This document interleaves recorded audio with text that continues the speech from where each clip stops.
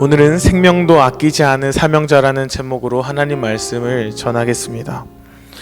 한 목사님께서 하신 설교 중에 마음속에 참 오랫동안 남는 이야기가 있습니다. 그게 뭐냐면 사랑하지 않으면 헤어짐도 없습니다. 사랑하지 않으면 헤어짐이 없습니다 라는 말입니다. 보통 우리가 생각하는 것은 사랑하지 않았기 때문에 헤어지는 거지, 우리는 이렇게 보통 생각하게 되잖아요. 그런데 우리 마음속에 참 오랫동안 아파했던 기억으로 남아있는 이 헤어짐, 나를 참 괴롭게 했고 날 참 힘들게 했던 그 헤어짐은 잘 생각해보면 내가 참 사랑했던 사람일수록 더욱 진하게 우리의 마음에 새겨지게 됩니다. 반대로 살아가다 보면 참 많은 사람들을 만나고 헤어지는 일들이 비일비재하게 일어나지만 모든 헤어짐이 우리 마음속에 기억되는 것은 아닙니다. 언제 내 곁에 그런 사람이 있었지? 라고 생각되는, 잘 기억되지 않는 헤어짐도 우리 가운데 있는 것이죠. 그래서 우리 마음 가운데 오랫동안 남아있는 헤어짐은 그 사람이 나에게 참 의미 있는 존재였구나, 내가 그 사람을 참 사랑했던 사람이었구나 라고 생각할 수 있는 것입니다. 오늘 사도 바울도 에베소 교회 장로들과 헤어지는 이야기가 오늘 본문에 등장합니다. 사도 바울이 그 에베소 장로들과 헤어질 때 바울에게 그 에베소 성도들은 어떤 존재였는지, 그리고 에베소 성도들에게 바울은 어떤 사역자였는지가 이 바울의 편지 가운데, 바울이 그들에게 전하는 설교 가운데 아주 진하게 녹아져 있습니다. 오늘 이 설교를 보면 바울은 무엇을 설교하고 있는가 하면, 내가 당신들을 섬길 때 어떤 태도로 섬겼습니까? 내가 당신들에게 사역하고 당신들에게 헌신하고 수고할 때 내가 당신에게 어떤 마음을 가지고 사역했었습니까? 이것을 기억하고 있지 않습니까? 라는 내용입니다. 그래서 오늘 바울이 전하고 있는 마지막 고별 설교는요, 두 가지 특징이 있습니다. 첫 번째는 뭐냐면 간증적인 성격을 가지고 있습니다. 보통 바울의 설교는 뭐냐면 결국엔 끝자락에는 예수 그리스도를 드러내고 복음의 진리를 전하며 성경의 내용을 전하는 것이 보통 바울의 설교였는데, 여기는 그런 내용이 잘 등장하지 않습니다. 뭐에 대해서 얘기하고 있냐면 자신이 에베소에서 있었던 일들, 그리고 앞으로 자신의 삶 가운데 일어날 것에 대해서 내가 어떤 각오를 가지고 있는지 자기 자신에 대한 이야기를 쭉 늘어놓고 있는 겁니다. 그래서 한편의 간증 설교라고 할 수 있습니다.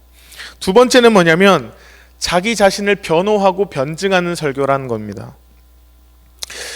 우리가 이 바울의 설교를 듣기 전에 알고 있어야 되는 배경 지식이 있는데요, 당시에 이 에베소 지역에는 바울을 반대하고 바울을 대적하는 적대자들이 있었습니다. 그래서 바울이 에베소를 떠나고 있는 그 부재 동안에 바울에 대해서 안 좋게 이야기를 하고 이간질하고 모략하는 그런 일들이 있었기 때문에 계속해서 사람들을 교란하는 겁니다. 바울이 전한 그 가르침에 대해서 바울 저거 믿을 놈이 못 되는 거야, 바울이 사실은 어떤 자격도 없고 그 이야기에는 신빙성이 없어라고 메신저인 바울을 공격하는 일들이 있었던 것이죠. 그래서 여러분, 우리가 잘 기억해야 되는 것은 메시지를 공격하기 위해서는 가장 효과적인 방법이 뭐냐면 메신저를 공격하는 겁니다. 만약에 제가 여러분에게 어떤 복음의 가르침을 전할 때 이것을 비난하기 위해서는 굳이 제 설교를 이렇게 파헤치거나 논리적으로 이렇게 따질 필요가 없습니다. 제 가르침을 반박하기 위해서는 딱 한마디만 툭 흘려놓으면 됩니다.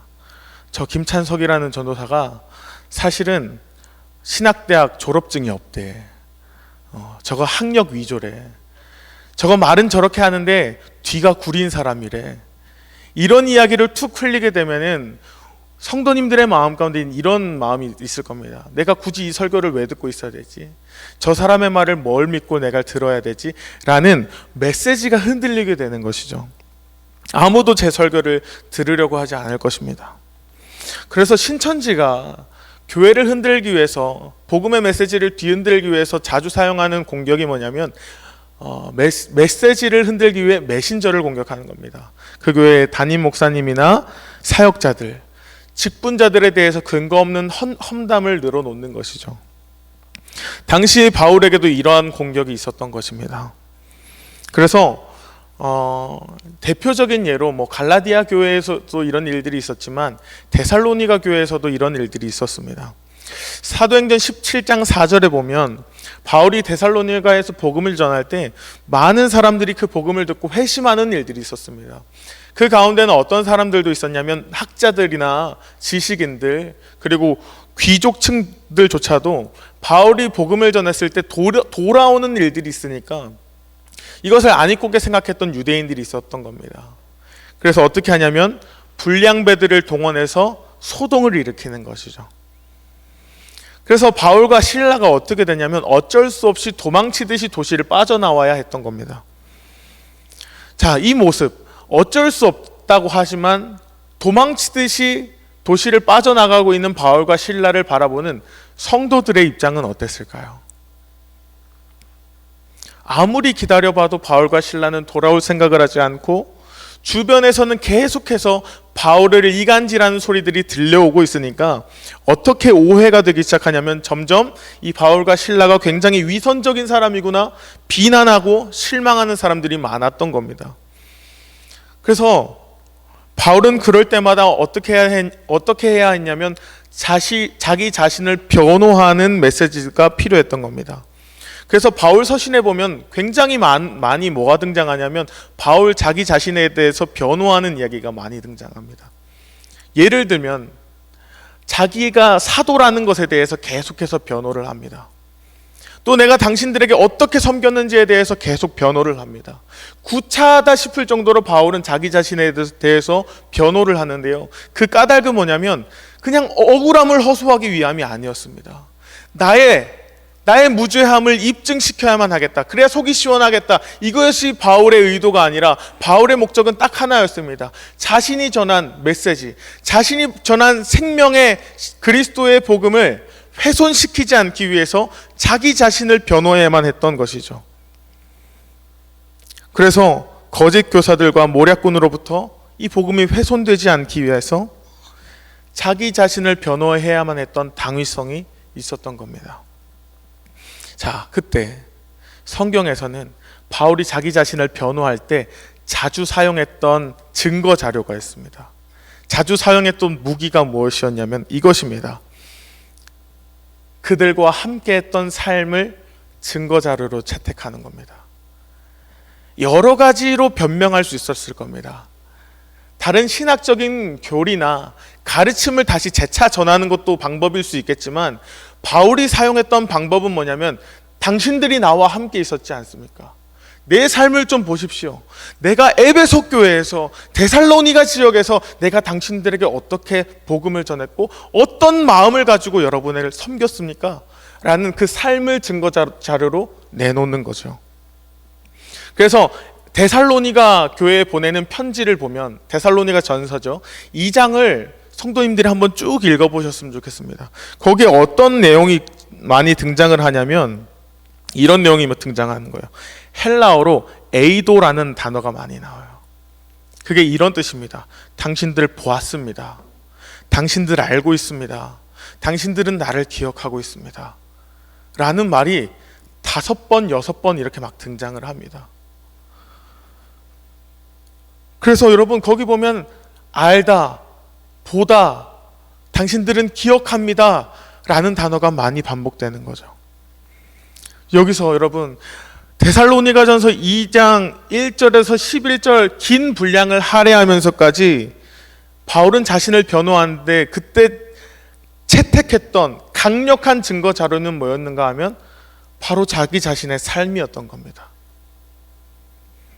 그래서 바울은 계속해서 호소하는 것이 이거예요. 그들과 함께 있을 때 그가 사랑으로 수고하고 애쓰고 섬겼던 일들, 밤낮으로 그들을 위해서 복음을 전했던 일들, 그 시간을 증거 자료로 내놓는 거죠. 그런 의미에서 오늘도 바울은 에베소 장로들에게 똑같은 방법으로 자기 자신을 변호하고 있는 거예요. 18절 한번 다 같이 읽어보실까요? 18절 읽겠습니다. 시작. 오매 그들에게 말하되 아시아에 들어온 첫날부터 지금까지 내가 항상 여러분 가운데서 어떻게 행하였는지를 여러분도 아는 바니. 보면 똑같은 게 등장을 하죠. 여러분도 알고 있습니다. 내 삶을 알고 있고 내가 당신들과 살아가는 동안에 어떻게 행했는지 여러분은 다 알고 있습니다 라고 얘기를 하는데요, 여기 한글 번역으로는 내가 항상 여러분 가운데서 라고 이야기하고 있지만 영어로 보면 all the time이라고 얘기하고 있습니다. 당신들과 함께하고 있는 나의 모든 시간을 당신들은 다 봤습니다라는 거예요. 저는요, 이것이 사도 바울이 그들에게 보여준 당신들은 다 알고 있습니다라는 이 선포가 그리스도인들이 살고 있는 삶의 방식이 되어야 된다고 생각합니다. 내가 어떻게 살아가는지, 내가 어떤 존재인지 우리가 함께 살아가고 있는 사람들에게 보여줄 만한 삶이어야 된다고 믿습니다. 여기서 중요한 것은 어떤 거냐면 사람들에게 보여주기 위해서 위선적인 삶을 살으라는 것이 아닙니다. all the time입니다. 그 사람들 앞에서 살아가는 시간뿐만 아니라 그 사람들 보지 않는 은밀한 삶에 있어서도 그 모든 시간까지 포함해서 우리는 그들에게 보여줄 만한 삶이어야 된다는 것입니다. 우리 삶이 어떤 것이든 어떤 순간이든 그들 앞에서 이야기할 수 있어야 되고 보여줄 만한 우리의 일상이 되어야 된다는 것이죠. 그래서 복음을 위해서 변호할 일이 필요하다면, 복음을 위해서 내 삶이 쓰여져야 한다면 당연하고 마땅하게 채택되어야 되는 것이 우리의 삶이 되어야 된다는 것이죠. 그러기 위해서는 우리의 삶은 날마다 사람들의 시선 앞에서 내가 살고 있고 무엇보다 하나님의 시선 앞에서 내가 살고 있구나 라는 것을 기억하고 명심하면서 살아가는 것이죠. 사랑하는 성도 여러분, 하나님 앞에서도 그리고 많은 사람들 앞에서도 내 삶 전체가 복음을 방해하고 가로막는 장애물이 되는 것이 아니라 복음을 더 빛나게 하고 복음의 메시지를 더 강력하게 하고 복음의 메시지가 공격받을 때 언제든지 채택해서 내밀 수 있는 증거 자료가 되는 우리의 일상과 우리의 삶이 되기를 소망합니다. 교회 안에는 참 좋은 말들이 많이 오고 가는데요, 그 중에 하나는 이거예요. 기도하겠습니다 라는 말입니다. 당신을 위해서 기도할게요. 나 참 당신을 위해서 기도하고 있어요 요즘. 이 말을 많이 하죠. 이것만큼 복된 이야기는 없을 겁니다. 그런데요, 솔직히 이 얘기를 할 때마다 민망하고 불편할 때가 한두 번이 아닙니다. 저조차도요. 왜 그런가 하면 사실은 기도하지 않으면서, 사실은 기도할 마음도 없으면서 타이밍상 의례적으로 어쩔 수 없이 기도할게요 이렇게 얘기해야 되는 때가 참 많기 때문입니다. 그래서 그렇게 속은 아니면서 그렇게 얘기해야만 할 때 부끄럽고 민망해서 막 기어 들어가면서 이야기를 할 때가 있습니다. 근데 만약에 여러분, 내가 정말 그 사람을 위해서 기도하고 있다면, 거짓된 것이 아니라 정말 내 삶이 당신을 위해서 기도할게요 라는 이 복음의 메시지 앞에 내 삶이 뒷받침되어 있다면 그것은 더 이상 부끄럽고 민망하며 기어 들어가는 목소리로 전하는 것이 아니라 담대하게 선포할 수 있는 것이고, 내 삶이 뒷받쳐져 있는 그 복음의 메시지는 훨씬 더 능력 있고 강한 힘을 갖게 된다라는 것이죠. 사랑하는 성도 여러분, 이 시간 축복드리는 것은 우리 모두가 삶으로 복음을 변호하며 삶으로 복음을 변증하는 복음의 변증가들이 다들 되셨으면 좋겠습니다. 우리도 결국엔 바울처럼 사랑하는 사람과 헤어짐을 만나는 일들이 있을 것입니다. 살아있는 동안에 헤어짐을 경험할 때도 있지만 우리 모두는 죽음이라는 난관 앞에서 모두 다 사랑하는 사람과 헤어짐을 그 사람에게 선물하게 될 것입니다. 그때 우리는 어떤 헤어짐을 선물해 줘야 될까요? 그 앞에 정직하고 그 앞에 참 많이 사랑하고 내 삶으로 증명할 수 있었던 그 삶이 담겨져 있는 헤어짐을 선물할 수 있는 우리 모든 성도님들 되시기를 소망합니다. 그리스도인에게 권위는, 그리스도인에게 참된 능력은 말에 있는 것이 아니라 행동에 있다라는 것을 기억하시길 바랍니다. 자, 그러면 바울이 그들에게 보여주었던 삶의 내용은 어떤 것인지 간단하게만 전하기를 원합니다. 19절에서 21절의 말씀을 우리가 함께 읽도록 하겠습니다. 시작. 모든 겸손과 눈물이며 유대인의 간계로 말미암아 당한 시험을 참고 주를 섬긴 것과 유익한 것은 무엇이든지 공중 앞에서나 각 집에서나 거리낌이 없이 여러분에게 전하여 가르치고 유대인과 헬라인들에게 하나님께 대한 회개와 우리 주 예수 그리스도께 대한 믿음을 증언한 것이라. 저는 딱 두 가지만 오늘 나누고 싶습니다. 첫 번째는 뭐냐면 겸손이고 두 번째는 눈물입니다. 다르게 표현하면 겸손과 인내인 겁니다. 바울은 이렇게 이야기하고 있습니다. 여러분, 내가 여러분과 함께 살아가고 있을 때 내가 어떤 사람인지 여러분 보셨지 않습니까? 나는 이렇게 여러분을 섬겼습니다. 나는 모든 겸손과 눈물, 유대인의 모든 간계로 말미암아 내가 공격받고 시험당할 때 나는 견뎌내면서 여러분을 섬겼습니다. 바울은 그들 가운데 살아가면서 나는 모든 겸손으로 여러분을 섬겼다라고 이야기를 하고 있어요. 자, 여기서 말하는 겸손은 어떤 의미일까요? 겸손은 크게 두 가지로 나눌 수 있습니다. 하나님 앞에서 겸손이 있고 사람과의 관계 속에서 설명되는 겸손이 있습니다. 하나님 앞에서의 겸손은 뭘까요? 자기를 부인하고 십자가를 바라보는 것이 겸손입니다. 내가 죄인이라는 것을 인정하고 하나님의 은혜가 필요하구나, 나에겐 예수 그리스도가 결국엔 구원자시구나 라는 것을 인정하는 것이 하나님 앞에서 겸손이에요. 그러면 사람과의 관계 속에서 겸손은 어떤 것일까요? 그것은 이것입니다. 타자와의 관계 속에서 그 사람을 나보다 더 귀하게 여기는 삶의 방식인 거예요.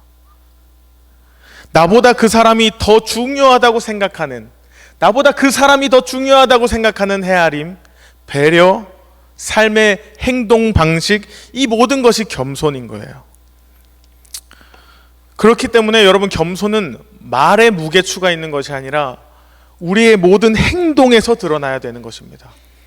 보통 겸손은 우리는 말로 하는 거라고 생각하죠. 아닙니다. 저는 아무 자격도 없고 저는 그런 사람이 아닙니다 라고 자기 자신을 낮추거나 저 사람 참 대단한 사람이네요, 이렇게 말로 이렇게 치켜세우고 하는 것이 겸손이라고 생각하지만, 겸손이 정말로 능력이 있을 때, 겸손이 정말로 우리 가운데 의미가 있을 때는 어떤 거냐면 우리의 행동 가운데서 묻어나야 한다라는 것입니다. 내가 상대방을 정말로 중요하게 생각하고 나보다 귀하게 여긴다면 그것은 나의 행동 방식에서 나타나야 됩니다. 그 사람을 위해서 내가 조금이라도 불편한 것이 있다 할지라도 감수할 수 있어야 되고, 때로는 상대방을 위해서 억울한 자리로 내몰릴 줄도 알아야 하는 것입니다. 우리는 말은 겸손하게 하는데 반대로 하죠. 조금이라도 내가 불편하다면 견디지를 못하고 내가 억울한 입장으로 조금이라도 내몰리게 되면 우리는 화들짝 놀라게 되죠. 우리는 어떻게 보면 겸손 이야기를 하지만 삶의 방식은 여전히 그 사람이 나보다 귀하다라고 여기기보다 저보다는 내가 더 귀해야 되고 내가 더 당당해야만 된다라는 우리는 행동 방식을 갖고 살아갑니다. 그런데 예수님께서 보여주신 겸손, 우리는 예수님을 겸손의 왕이라고 부르는데 예수님이 보여주셨던 겸손은 무엇이었습니까? 빌립보서 2장에 나타나죠. 그는 하나님의 본체이지만 동등됨을 포기하시고, 여기서 겸손이 나타난 겁니다. 동등됨을 포기하시고 우리를 위해 불편과 수치와 죽음과 억울함의 자리로 내몰리셨습니다. 그렇게 자기 스스로를 내몰아 가신 분은 바로 겸손의 왕이셨던 것이죠. 그 겸손한 희생으로 인해서 어떻게 되었습니까? 하나님 앞에서 우리가 귀하게 여김을 받았습니다. 예수님이 존귀하신 분인데 그분이 겸손하게 자신을 내몰아 가셨기 때문에 누가 존귀함을 받냐면 우리가 존귀함을 받게 된 것입니다. 독생자의 겸손으로 인해서 하나님께 존귀하고 세상에서 가장 중요한 존재가 될 수 있었다라는 것이죠. 마찬가지로 우리가 행해야 하는 겸손도 그러합니다. 상대방을 나보다 더 귀하게 여길 수 있는 우리 성도님들 되시기를 소망합니다. 상대방을 나보다 더 중요하게 생각함으로써 나를 내어줄 수 있는 그러한 삶의 모습들, 그 사람의 삶에서 그러한 향기들이 풍겨 있기를 원합니다. 살아가다 보면 순간순간 놓칠 때가 너무나 많은데요, 우리가 겸손을 행할 수 있는 방법 중에 하나는 그 사람의 입장에 대해서 생각해 보는 것입니다.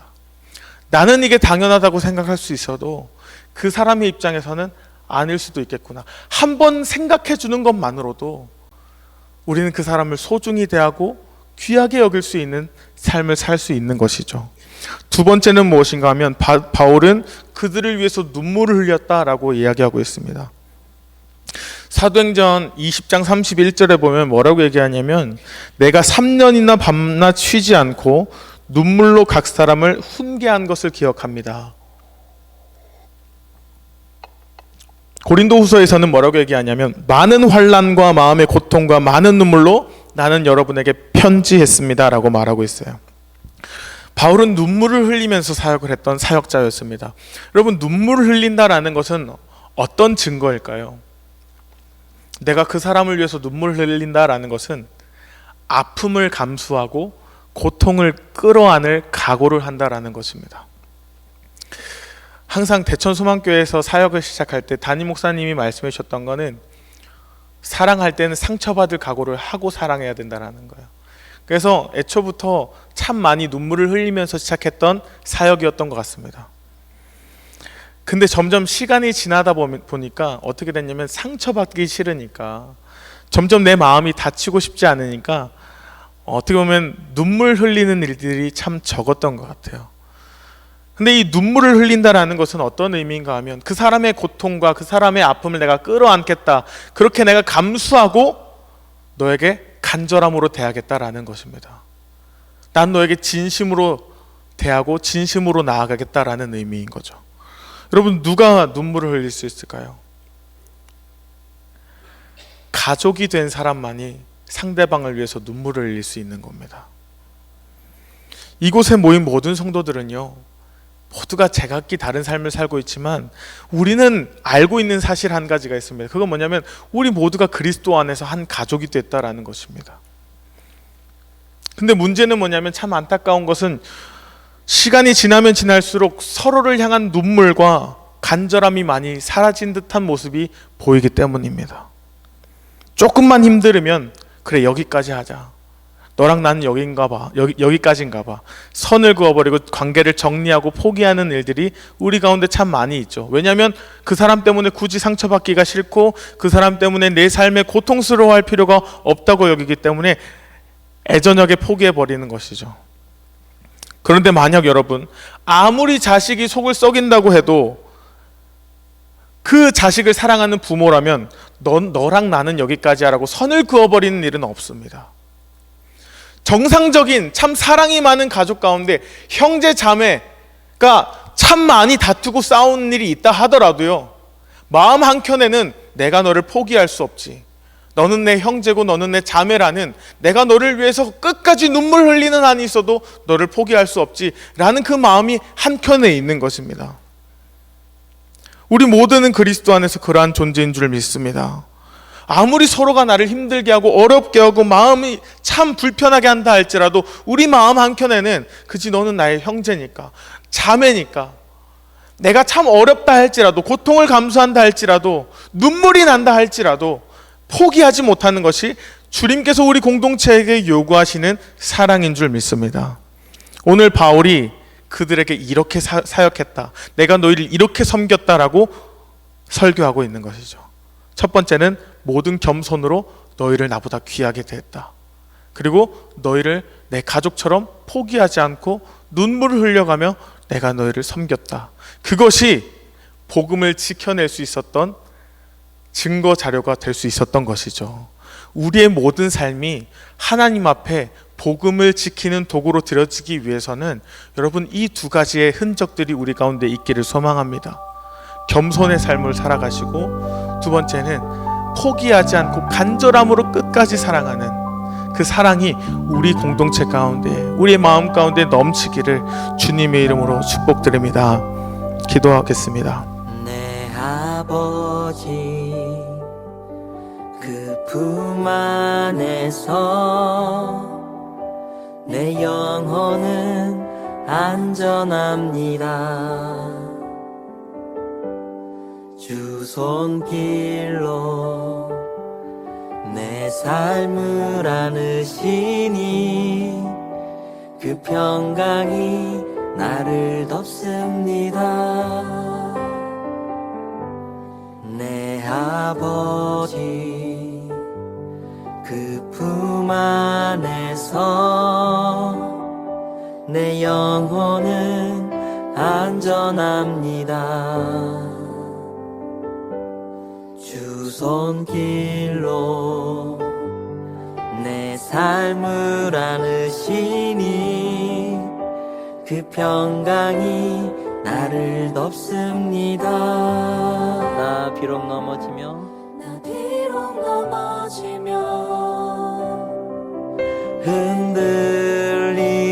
흔들리지만 주 내 안에 거하며 나를 붙드시니 내 생각을 주께로 돌리고 주시는 평강의 옷을 입습니다. 주 약속 안에서 내 영혼 평안해. 내 뜻보다 크신 주님의 계획 나 신뢰해. 두려움 다 내려놓고 주님만 의지해. 주 안에서 내 영혼 안전합니다. 내 아버지 그 품 안에서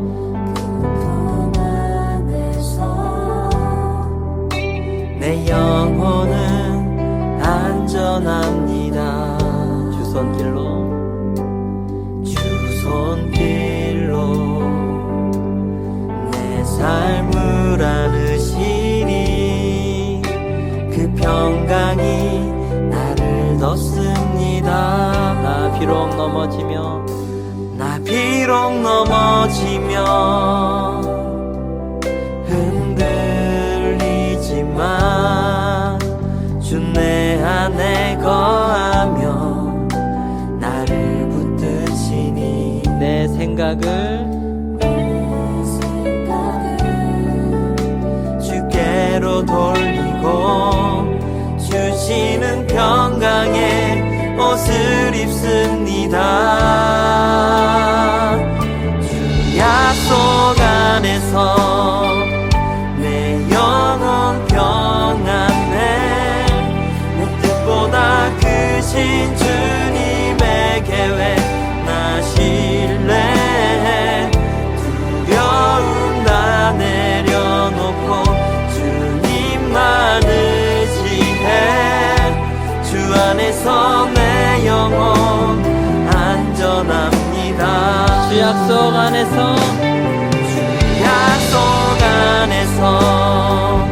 내 영혼 평안해. 내 뜻보다 크신 주님의 계획 나 신뢰해.